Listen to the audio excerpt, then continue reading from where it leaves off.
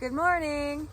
It is the end of September right now, and I have had this on my mind for a little while now, and so I just thought I would come out here and start doing it, get a good start at it. And I thought, well, I might as well share with you my thoughts and process as I am going to be doing this. I printed out my seed list from this past year, so it's 2023.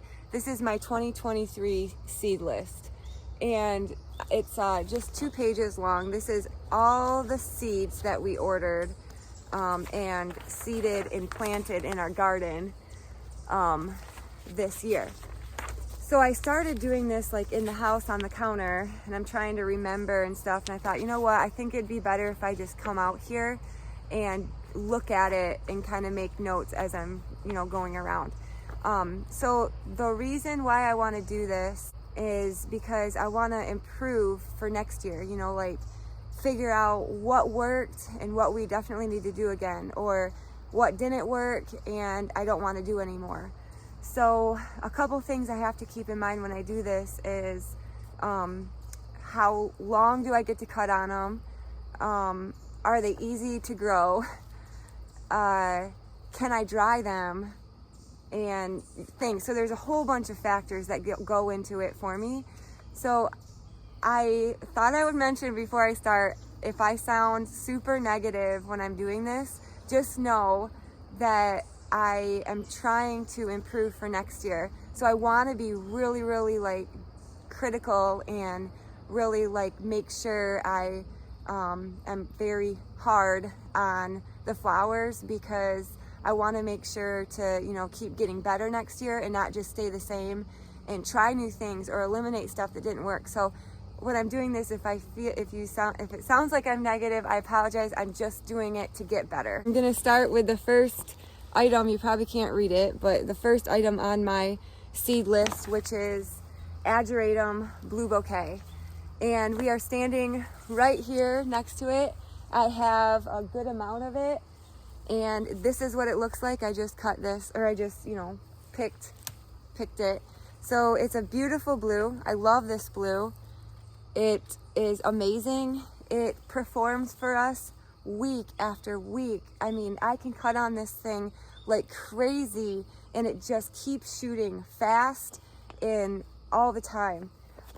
This is what it looks like dried. So I just grabbed this from my basement to show you.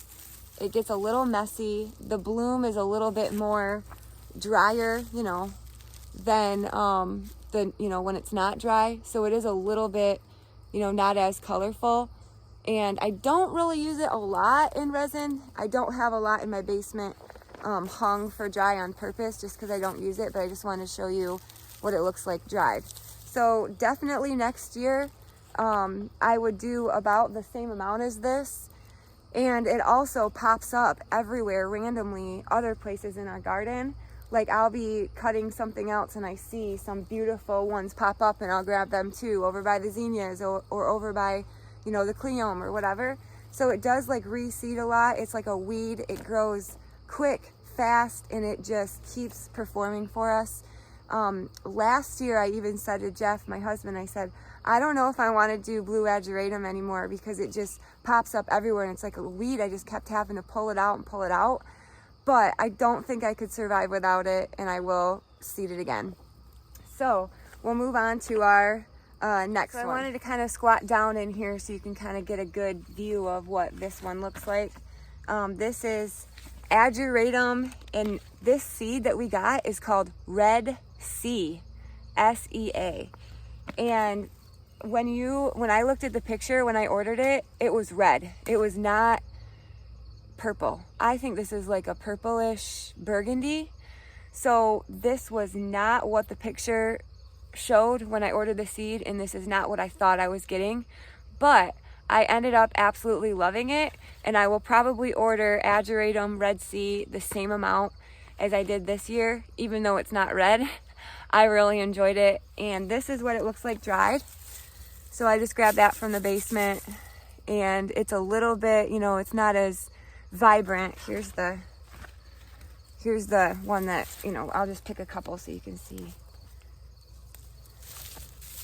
So there it is off the vine. and then there it is dried. So it's not bad dried, but I probably won't use it very much for dry. I just kind of wanted to test it, but definitely I'm gonna do Ageratum Red Sea, even though it's not red. I really liked it, and I loved to me it's a purple color, so I loved it. So up next is Amaranthus. We did 5 different kinds of Amaranthus, and I will show you each one and talk about each one briefly.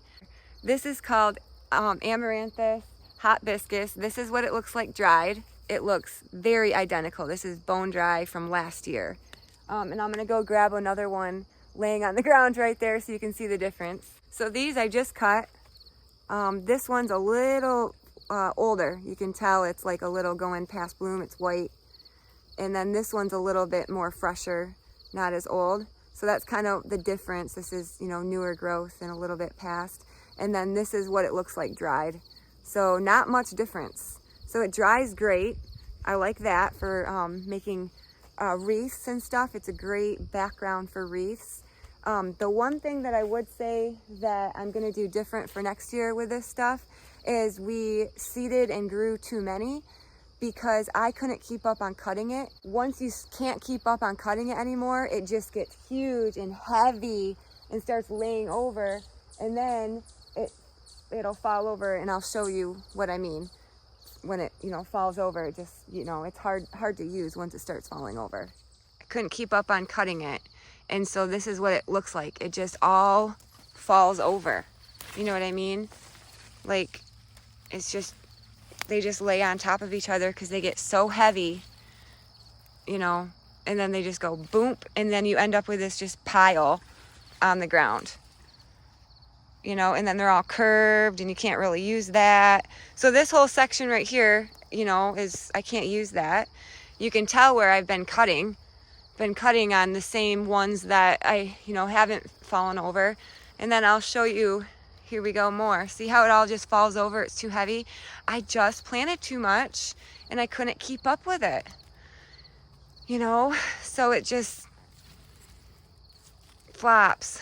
So that's the only thing I would change, would be to not do as much of it so I can keep up on cutting it properly. Next is Green Tails Amaranth, and it looks like this. I love it. It's really cool in a bouquet, like hanging off the side. It works great dried.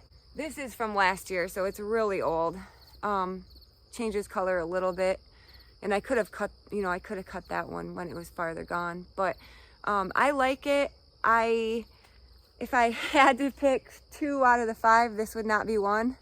But I will do it next year, just probably not as much because I couldn't keep up again with cutting it, just like those brown one hot biscuits. I couldn't keep up with cutting it too many, and the green tails too much either. Way past bloom. I should have cut that a long time ago. So I'll do this again, just not as much so I can keep up better. Okay, our third Amaranthus out of the 5 is called Mira, M-I-R-A. And I absolutely love this one. This is my favorite Amaranth out of all 5 of them. It looks like this dried. This is again from last year, so it's like a year, over a year old.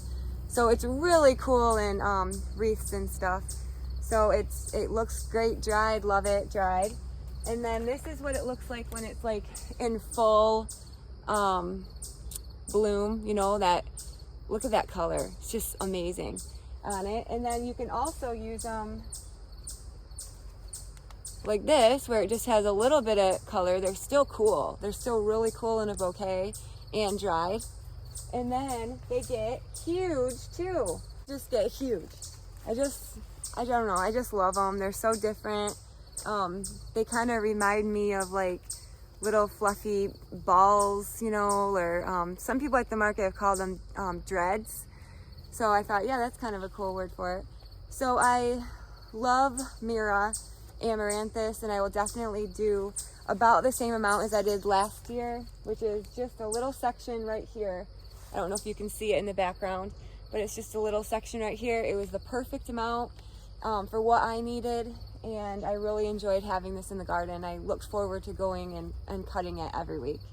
If you can notice how horrible this garden looks, We just planted it for the first time this past year, and before we had it planted, it was all woods. So it was like all where, you know, the trees are, this was all woods.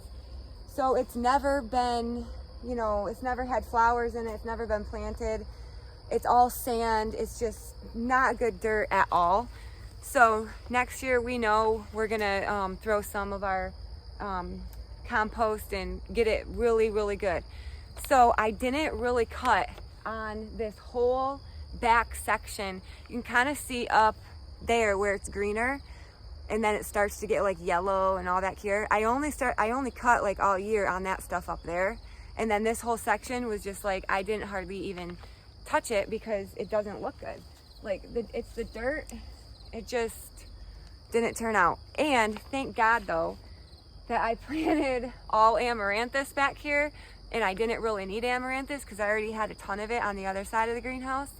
So I was like, that kind of worked itself out, because it, you know, all this back here that didn't really turn out because the dirt wasn't that great happened to be Amaranthus, which I already have too much of anyway. So that kind of worked. I wanted to scrunch down here so you could see this kind of better. But the 4th out of the 5 out of Amaranthus is called Coral Fountain. This is Coral Fountain, and I love it. It is so pretty off of, you know, out of a jar, out of a mason jar. It's great dried. It does great with wreaths dried, and in little flower bouquets dried.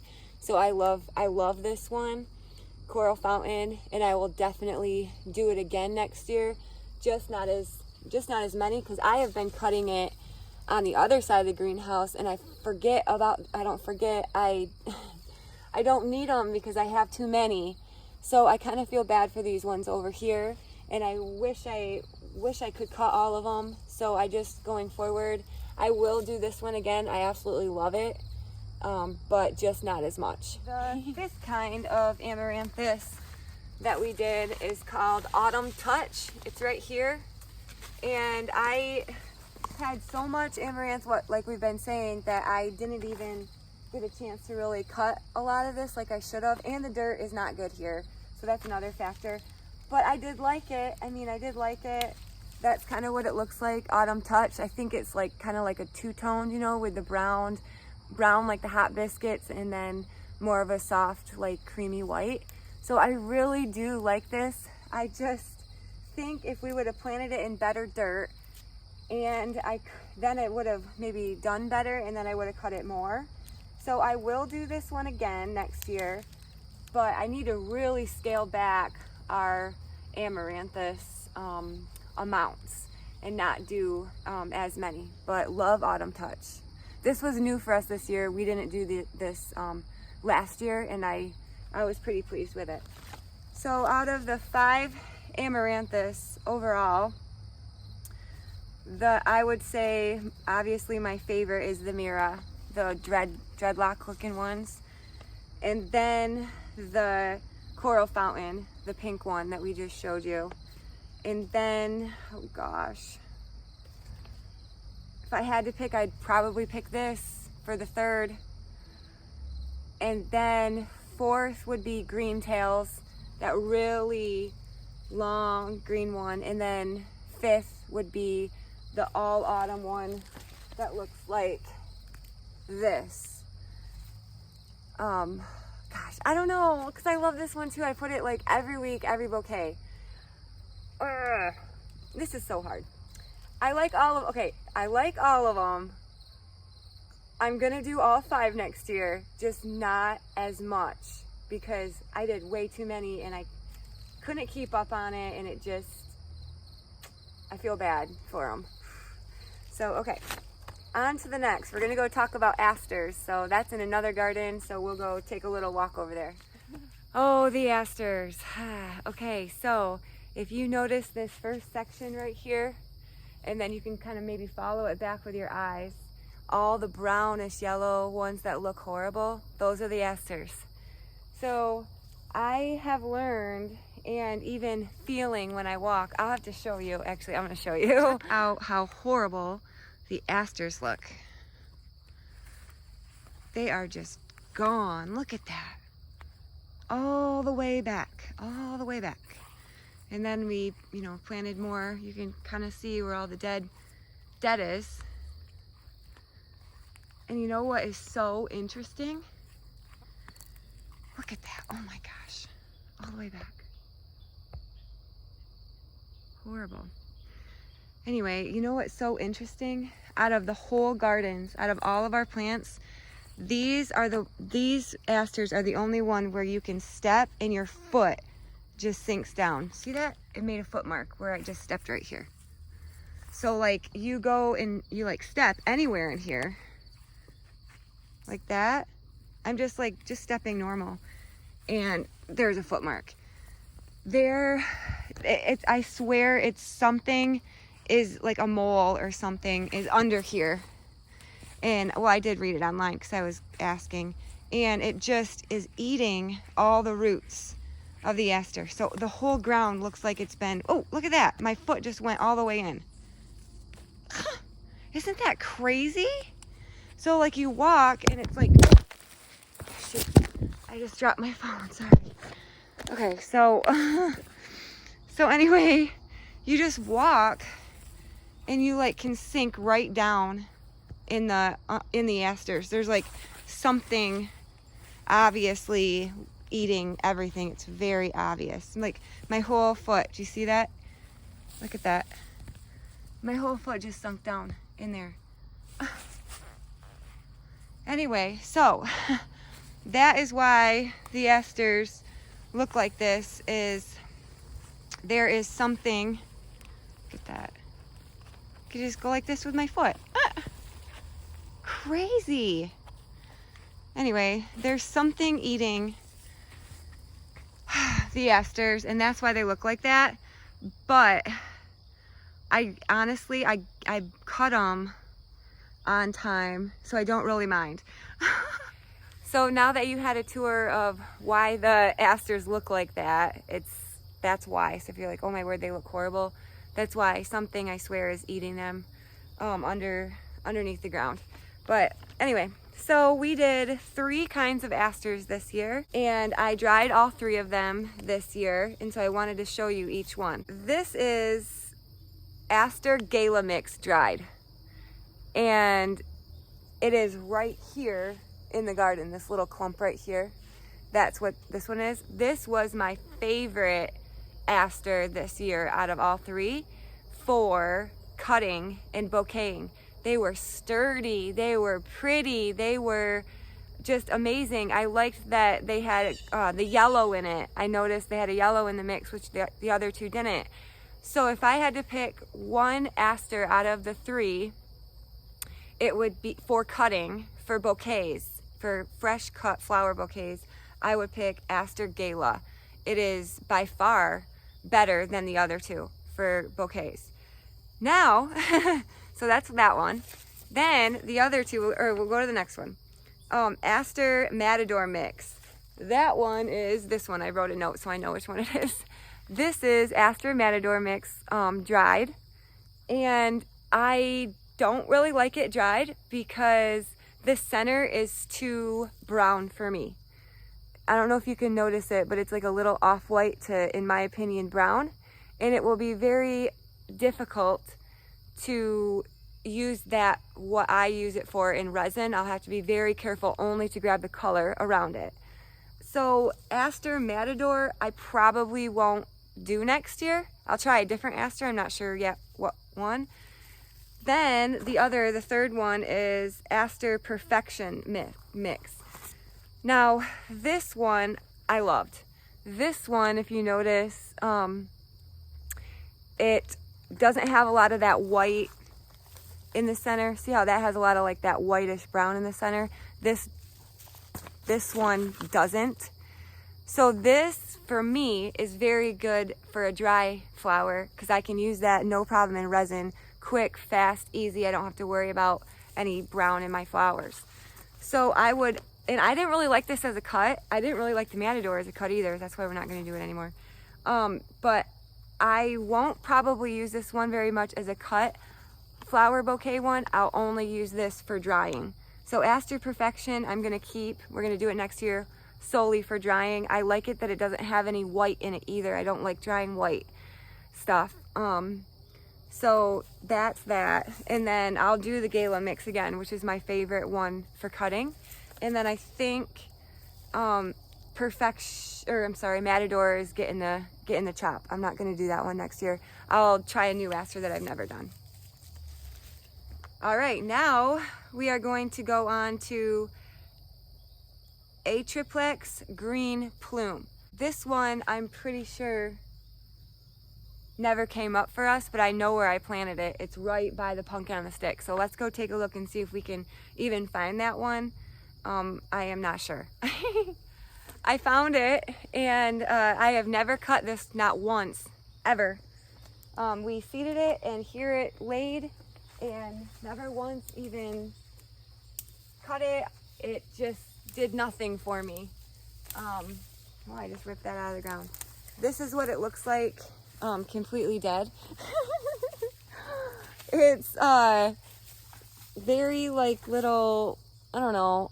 I get the idea, like I get the point. I think maybe it's too much shade back here because it's way at the end of the gardens and there's trees up here, can't see. So I think if I tried it again, I would need to put it in a lot more sunny area. But I mean, I have stuff right back here, status, verbena, you know, pumpkin on a stick, all in here. It's growing just fine. It does not look like this. So I will not do this next year. This was a trial for me. First time doing it, and it just wasn't for me.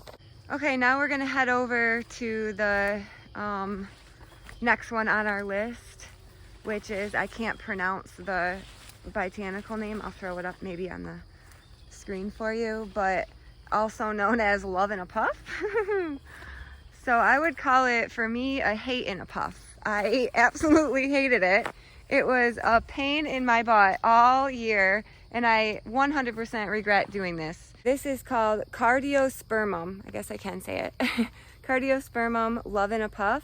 It was extremely expensive. It was $10, $9.95 for a seed pack, which, I mean, other seed packs that I cut on all year long, like, you know, are a lot cheaper. So it was more of our more expensive one. Never cut it, never used it, never cut it once, never used it once. And it vines and it overtakes everything. So this is what it does. And every time you step on it, it like cracks because you're like stepping on the flower, I guess. So it's like vining all on our cosmos. This is it right here. Look at that. And it's going all over. I have to come in here every week and do this and pull them all back. They got all over the celosia right there. I had to go like this and just pull all of them. So, oh, it goes on the wood pile. Look at this. So this is what it looks like up close. It's just this viney thing with a white flower on it and a whole bunch of like Chinese lantern looking balls or puffs like that. And then what's inside? I never looked. Little seeds inside. So I think it's cool, like if you were gonna like decorate with it somehow, like I don't know, I think it's pretty, it's cool. Maybe like on a trellis would be amazing. You know, if you wanted to like wear it as a crown would be pretty, actually really cool. You know, so it's not that I don't like it. It's just not for me for what I'm trying to do at this point in my life with flowers. So I'm open to coming back to it one day, but I will not be doing this next year. It was a pain in my butt. It was more work trying to contain it than anything and not letting it get on the cosmos and the celosia. So no go for me. Okay, this is my last one I'm going to talk about on this video because I think this video is kind of getting long. So we are down to celosia. We're on the C's. That's pretty good. So we did 5 different varieties of celosia this year. I want to talk about each one of them real quick just to tell you what I thought of them so I know what to do for next year. Celosia Celosia mix. So this one is this. So it was a green, green leaf. It's like over there-ish. And it had different colors. It had orange, pink, red. I think that's about it. I could be missing one. But for drying, this is dried. I grabbed it from the basement. For drying, I would probably only dry 1 to 2 colors out of the mix. So I like it for dry. I just wish I could use all of them. So I was thinking, because I like the Celosia Celosia, so maybe I could do like Celosia Celosia pink or Celosia Celosia orange or whatever, and not the mix. And then I wouldn't have to be wasting my space and time with something that I don't want to dry, because I don't like, some colors don't dry well in that mix.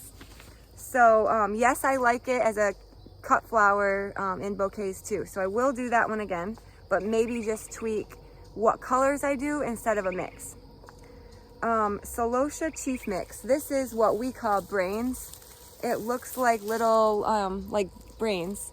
I love this one. It dries great. This is dried right now, completely dry.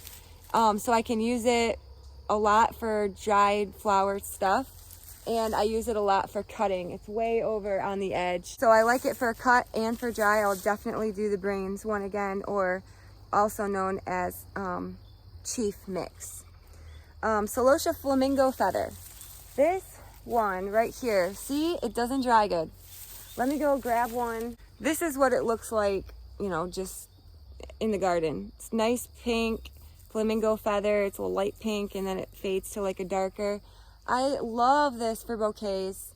It lasts forever on the vine. I just won't dry it because this is what it looks like dried, and it's too white for me, and I end up trying to every time. I'm like, okay, I'm gonna try it, and then I go to pick it, you know, and lay it in the resin or whatever I'm doing, and I'm like, So I don't really use it for dry, so I'm not gonna do very much of it because I'm only gonna use it for bouquets. And 2 more. Celosia Forest Fire. This is red plumes on red leaves. So let me grab one moment. This is what it looks like. I absolutely love this one. It is like fire, man. It is forest fire. It's amazing. Dried, and did I grab it? Oh, I forgot to grab it. It's great dried downstairs right now, and it looks great in bouquets. So I love Celosia Forest Fire. I will definitely be doing the same amount of that, which is a pretty good amount of it. It's that first row right here. And then last one, Celosia Pompous Plume Mix. So this one is from last year. I dried this last year, and I don't like it dried. The reason why is because it is, well, 2 reasons why. I'm gonna lay my stuff down 1 minute. The first reason why is I don't like any of this color for drying. So I'll like, when I'm like going through the resin stuff, I'll like go through all this, break it off, throw it down, and then I just go for the little stuff that's dried, and I'll grab like a little tip like that and lay it in a resin thing. So that's one reason why I don't like it, because it's kind of annoying cutting it for dry, because when you cut it, it's really easy, because they're like a mix, to just have to cut all of it, so you get all these colors that I don't want. So I'm drying something that I don't want, and I know I'm just gonna tear it off anyways and drop it on the floor. The second reason why I don't like this Celosia is it's super plumy. So let me give you an example. See how this one is more like straight upright? It's just got one thing on it like that. This, they have all these different little things on it, and it's not as bright and vibrant. So this takes longer for me to pick apart and to put in resin, and it's not very bright and vibrant in the resin. And this is just boom in the resin, and look at the difference in color. Like, this is so much better to me. So that's the second reason why I don't like using it for dry. It's too plumy for me. I like the more upright kind, but I absolutely love it for bouquets. So I will grow this again, which is the Pompous Plume. I will grow this one again, but I probably won't dry it, which I didn't dry any of it. This is from last year, not this year dried. I don't know, I just don't like it for dry for me at this time in my life. So all 5 of them that we just talked about, I will do again, maybe just tweak a few things like colors or amounts. And I think I should probably stop now because this video is probably really long. I thought maybe this would be helpful for me to like look back on and see this and think, you know, like when I do my seed order soon, like what did I think about that? And maybe it's already gone or whatever, and I can like refer back to this and say, oh, that's right, okay, that's what I was thinking, that's right, you know, and so I can like really fine tune our seed order. So we got through Celosia, and then I'll make another video of our next batch next, and we'll go through everything we ordered, and guess I'll just share all my thoughts on how I think they performed this year and what we need to do different. Thanks a lot for watching, and I hope you enjoyed this video, and I hope you're having a great day. All right, see you next time. Bye.